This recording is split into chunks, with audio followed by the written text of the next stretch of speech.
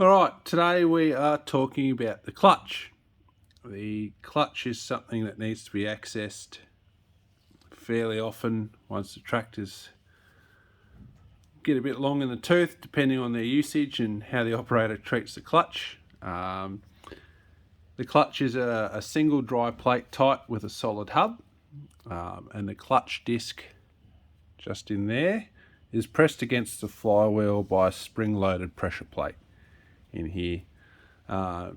Pretty much as the clutch pedal is depressed, the clutch fingers remove the pressure of the springs of the plate on the clutch, and so compressing the clutch springs frees up the clutch, and away we go.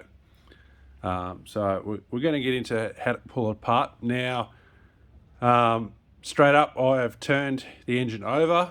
It is currently resting on the head, mainly because I've got the oil sump off and I don't want to have the weight of the tractor on the crankshaft. Now, to split the tractor, it is a fairly complicated process, and really they do like to use a post and rail system to split these tractors, mainly because, as you can see here, we've got all our bolt holes and they come off easy enough, but we've got these two dowel points.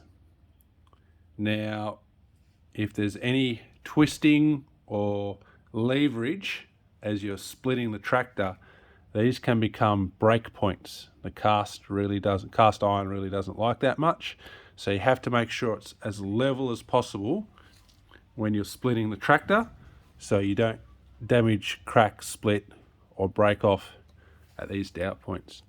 This gap here is where the starter motor goes, and as you can see, the starter motor gear goes on the teeth on the other side of the flywheel here. But we'll get to those in a second, and we'll talk about the clutch.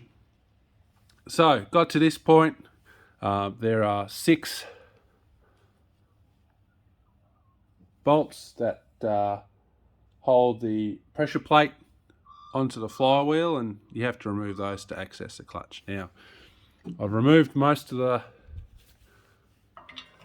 bolts already, so bear with me. This may drop down just like that. As you can see there, we've released the pressure on the clutch plate just there. So bear with me while I get this last bit off as delicately as I can.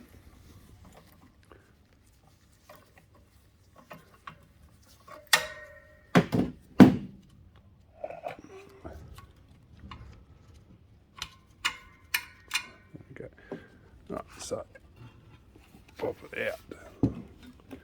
So there's our well-worn flywheel. Here's the flywheel side of the clutch. As you can see, sits like that. Spin.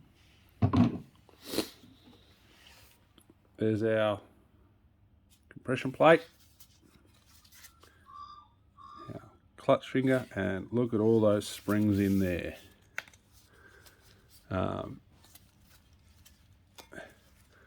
When you're playing with this, very wary, a lot of compression in there. I'm not going to fiddle with it, best not.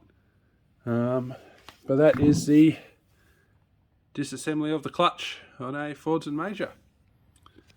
Alright, next video we'll tackle the flywheel and keep going from there.